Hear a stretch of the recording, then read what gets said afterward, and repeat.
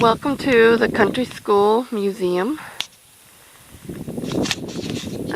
This school, the Spring Creek School, was built in 1904, and it came from a place where it was just totally not doing well and out in the middle of nowhere where it was hard for people to maintain it. So we decided to move it here with Bellevue. We moved Bellevue here in 2010, and that was when it all started. That school there started it all. Anyway, Bellevue was built in 1894, and we found that in the records. So we know for sure it was summer of 1894 when that school was built. It is pretty large in size compared to Spring Creek here. The driveway project. We need some rock, and this area needs all built up with crushed asphalt and rock and dirt even, whatever. But we need to try to raise some money so that people, when we do events, that we can actually drive out there. It's okay when it's dry, but when it's muddy like this, it's a little too muddy to make good use of the buildings. We want to be able to offer it for people to have any kind of gathering, in especially Bellevue, because it's pretty large in size. But we need to rock from here, all the way down the driveway out there to about straight in front of Spring Creek School. Just a driveway to drive out a little bit with a car or bus or whatever. And, they can turn around back here on our driveway. Anyway, that's one thing we really need the money for right now in order to be able to keep it being used and keep the money coming in so that it can support itself. The buildings, need paint all the time, so all the money that we get for this project, anything, it gets used plenty on paint and whatever needs done. The Spring Creek School, District 36, 1904, built in 1904. It's a work in progress right now. It's a mess, so ignore the mess. But the woodwork trim is right over there that goes around the windows. We're working on things, so we have them off. But anyway, this school is very small compared to Bellevue, and it has no stage, which is kind of unique. But we got sheetrock to do in here and refinish woodwork, and we got some, spots to finish in the floor here. Just gotta patch the holes and put in new boards. Lots of boards here meant for fixing the school, and we have to replace some of the wainscoting over there. It was pretty rotten from too much weather coming in. Had to rebuild the window sills, and a lot of the windows themselves I had to put back together best I could. I hope it lasts a while, but we just have to keep an eye on it and do the best we can, and the more donations we get, better we can upkeep things. Okay, we'll go take a look. Oh, yeah, and here's the storage that this school had.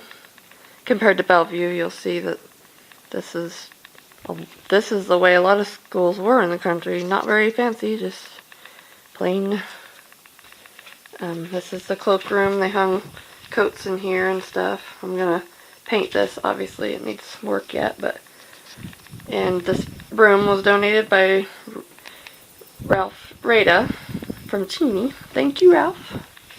He personally made it. But anyway, got some floor work to do in here. But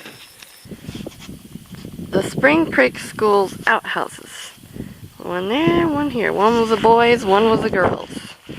This one, I'll show you what it looks like inside.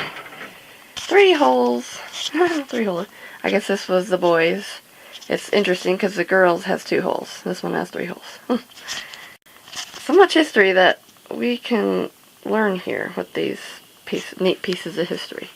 So anyway, we gotta, fix the roof, and we gotta put new flooring here. Fix some of the floor joists too. They're kind of bad.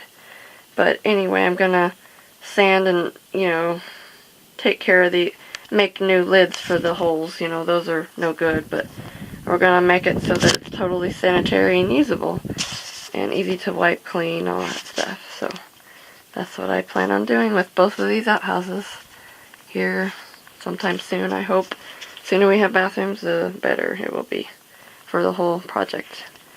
There we go. Potty holes. Bye-bye. This is the Spring Creek School's coal shed. Most of the coal sheds were long gone, taken, used for other things, or tore down, or whatever. And same thing for outhouses. This is amazing that Spring Creek had both of its outhouses and its coal shed all still together. These need some work. We're going to put some tin on that roof yet, but we got to do lots more work to these. But my plans for, let me get this open.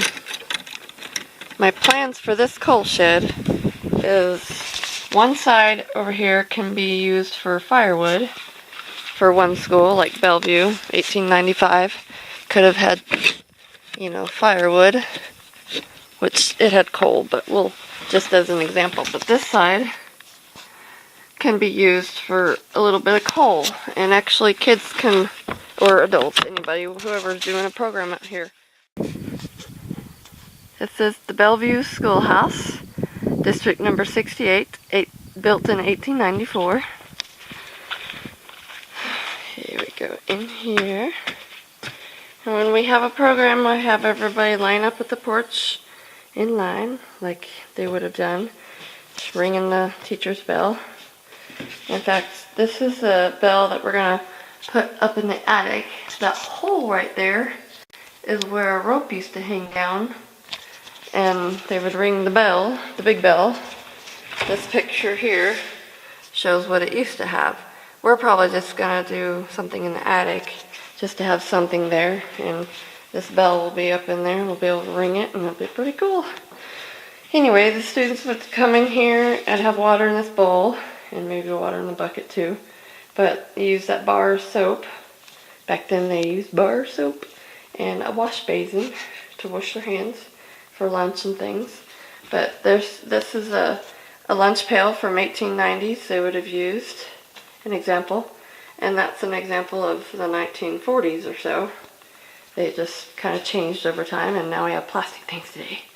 But anyway, these cups were used in this school in its later days. It closed, you know, the last year of school was in 1956. Anyway, this bench, I would have people set their lunches on if they need a place to set their lunches. Hats, coats, things like that would be hung here. They don't wear hats indoors. Then they come through here and get a book, a slate board, a piece of chalk, and the rag to wipe the chalkboard off clean with. But these books I made specially with the help of Canocla. Canocla had to, telephone company had to help us print some because my printer decided to quit on me. But this is, you know, the year about 1895, and we have music, some spelling, reading, arithmetic, history lesson. The history lesson is about Native Americans, which is kind of interesting to read because it's from a book from, you know, a learning book from the late 1800s. So that point of view is really interesting to read.